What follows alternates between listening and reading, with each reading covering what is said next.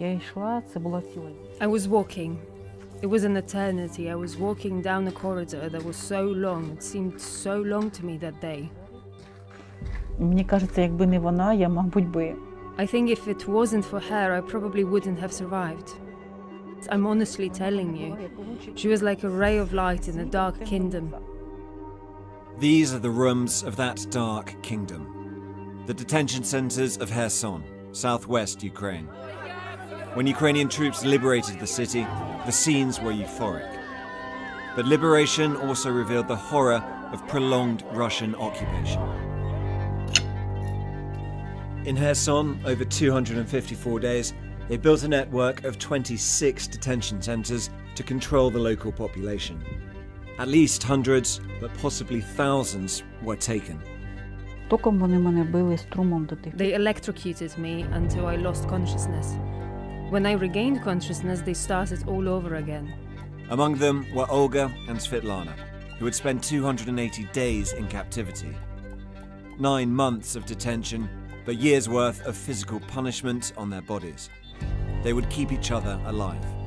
Sky News has spoken to 15 Ukrainians who were detained in Kherson, working to corroborate their accounts using official documents and open source imagery, as part of a year-long investigation into potential war crimes. What they describe, speaking for the first time, is a systematic campaign of torture.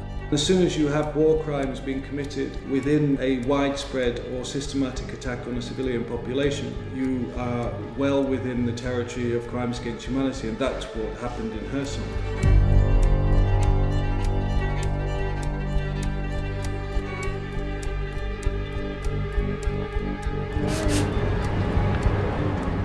An August day in Kyiv. Нам, будь ласка, еспресо з молоком 2. Anyone passing by might see 2 old friends getting coffee and chatting away. But Olga and Svetlana's friendship is relatively new and forged by horrifying circumstances. This is where they first met, the detention center on Teplanaher-to-Kyiv Street in Kherson. Olga Cherniak was a civil servant before the war. Kherson had been under Russian occupation for 3 months, when she was detained and taken to the prison site, already notorious. Her first morning there, she was removed from her cell, blindfolded, and led down a corridor. Her son was inside the room next door. She recognized him by his screams. The door was like this, and I was put there, against the wall, and I stood and listened to how they tortured my child.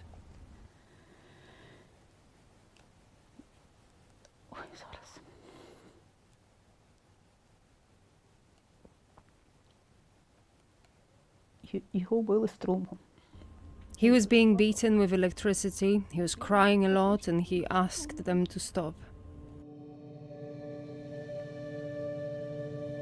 Olga's son begged her to tell the Russians what they wanted. Then it was her turn. They took her to the same room with peach-coloured walls and to the same chair. And they put these metal tongs on my index fingers. Honestly, at my age, I didn't even understand what they were. There are 2 wires coming from them, and a small metal box like this, with a switch, a button, and a small lever. Because when the older one said to increase the current, another one turned that lever, the current was increased. They electrocuted me until I lost consciousness. When I regained consciousness, they started all over again. None of this had been imaginable before the war. But by March 2022, Russian forces which had broken out of Crimea were advancing towards Kherson. Kherson became the first big city in Ukraine to fall to the Russians. But many resisted, including Svetlana Shukhaile. She was also a civil servant, working in soil protection. Svetlana filmed videos of troop movements like these, crouched behind the window in her flat, and sent them to the Ukrainian authorities. So he was my small part. I stayed at home and could not leave. My age allowed me to be here. There won't be any suspicion. That was my small cover.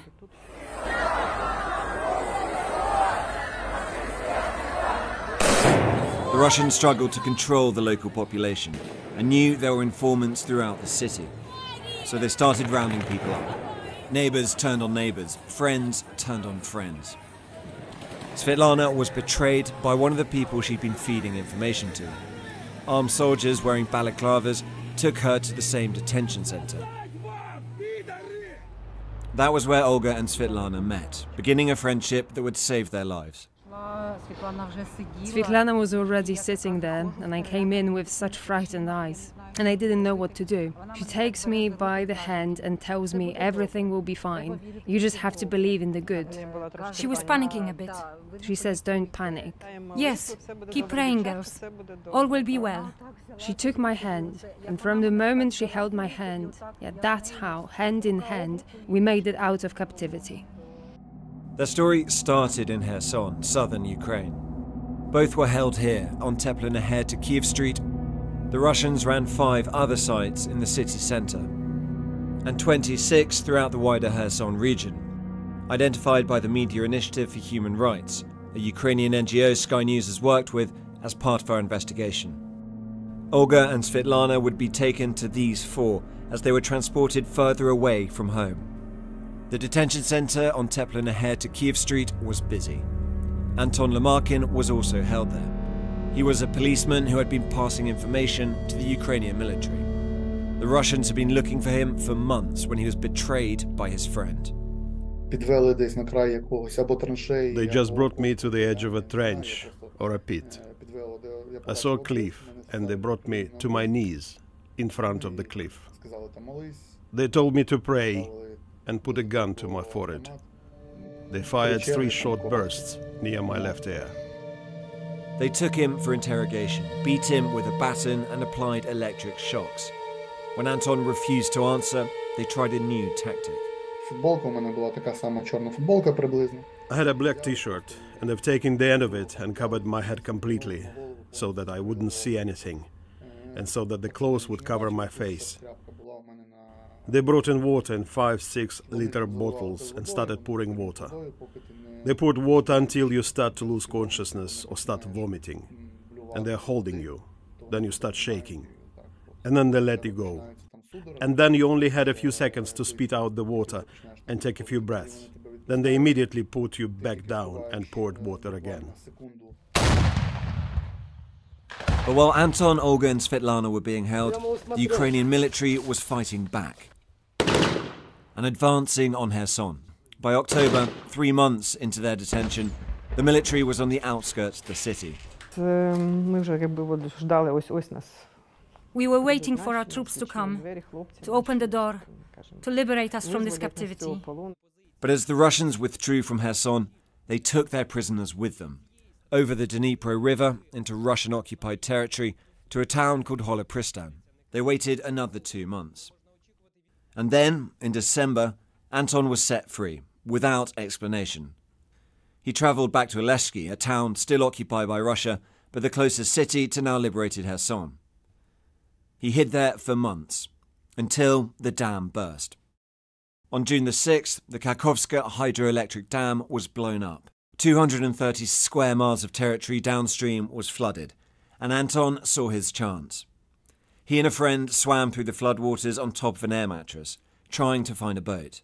They spent 3 days looking. We saw the bodies of the dead, drowned, several old people. We saw many drowned animals as well. They camped out on rooftops until eventually they found a small boat. There were moments when the current was twisting and tossing the boat. You row, but the current is so strong that you just stand still. But after hours of effort, they made it to the other side. Anton was home, but Olga and Svetlana had been taken further away. They had been transported across the Dnipro at the same time as Anton, and on the same route, first to Holopristan and then onwards to Cheplinka, a village further south on the way to Crimea. But then they were taken even further into occupied territory, to Novotroysk. Every day was really terrible. It was hard when we counted 3 months. And then they passed. Then we were told that they would release us before the new year. But they didn't. You broken each time. On May the 17th this year, 2 agents from the FSB, Russia's security service, came to visit Olga. They told her she could go. I said, I'm with Svetlana together. I will only go with her. We are like needle and thread. And I say no, only with her. 9 long months after their initial detention, they were free. When we were let free, we were in shock. We could not believe this was happening. This was on May 17th. It was a clear, positive day full of light, and we were still in shock. We didn't believe we were free, and no one chased us. We were 2 people who hadn't seen light for half a year. We were like 2 battery farm hands who finally saw the light of God. But they were still deep inside occupied territory, and because of the fighting, the quickest way home was blocked. Instead, they made a long and arduous journey, over thousands of miles, through Crimea up to Moscow, over the border to Latvia, Lithuania, Poland, and finally, Ukraine. Svetlana had promised Olga they would return. They'd each lost around 30 kilograms. Svetlana's eyesight was failing, Olga's hair had turned white, and she had bruises along her spine. But the promise had been kept. Olga and Svetlana were finally reunited with their families, who had never stopped looking for them. And they went back to liberated Kherson. Months later, Olga once again stepped foot inside the walls that kept her prisoner. She sent us this video, reminders of the traumas she and Svetlana endured and escaped from. We were brought here to the detention center, my whole family. Russians drove a car into the yard, pulled us out of the car, ordered us to keep our hands behind our backs and led us along this wall. They took me out of the cell, took me by the hands, and led me down the corridor, and I didn't even realize what was happening. This is where my husband was interrogated. And this is the room where I was interrogated. I was sitting on this chair. Basic comforts became unimaginable luxury. Prisoners were allowed to shower sometimes just once a week, and then for only 2 minutes. But Olga told us the showers felt like a holiday. This is the cell where my son was kept. My son was held here for 15 days, where he was also forced to sing the Russian anthem, shout "Glory to Shoigu, glory to Putin, glory to Russia." But more than 400 people who also entered the detention centres are still unaccounted for. And Ukrainian authorities are still investigating them, with the help of Wayne Jordash KC, a human rights lawyer, and his team. He is unequivocal about what the Russians did. What is clear is that the torture was designed to essentially lock down the civilian population in Kherson. And then, apart from the war crimes, you have crimes against humanity of torture, persecution, again deportation and so on. So it's a campaign, it's a policy, and it's undoubtedly, in my view, from what I've seen, driven by and from the Kremlin. We asked the Russian government to comment on the allegations in our investigation, but received no reply. And even those like Olga who made it out have only escaped into a different type of prison. When my husband brought me home the first day, I stood at the door, I started crying and said, "I'm so scared, I'm afraid." When I see a man in black clothes and a black cap, I recall these 2 men who kidnapped us, who tortured us. I immediately get scared. I make myself think they are not after me. That's just my nightmares. I'm afraid of a knock on the door. Olga and Svetlana still lean on each other, just as they did in captivity. Every morning, they text each other. We do it every day. We don't forget. Svetlana sends me a good morning and I put a heart. Svetlana was my only help. She was the only reason I survived. I don't agree. We supported each other. We supported each other because we had something to talk about, something to be together for. But these were very difficult situations. We supported each other. We just realized that without each other, it would be even worse.